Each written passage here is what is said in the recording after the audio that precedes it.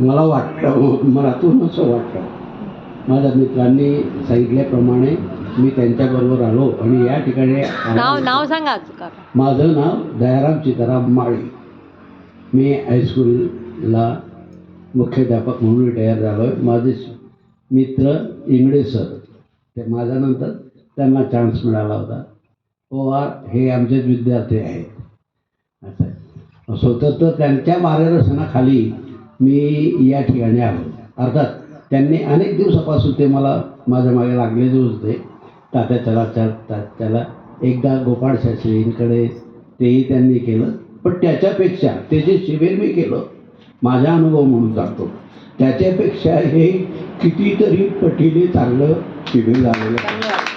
मला याचा खूप असा उपयोग असा होईल. आणि हे सर्व करताना काळे सर आणि त्यांची फॅमिली यांना दीर्घायुष्य लाभो आणि त्यांच्या हातून चांगली सेवा घडो, हीच असं परमेश्वराजवळ मी प्रार्थना करून माझे 2 शब्द संपवतो.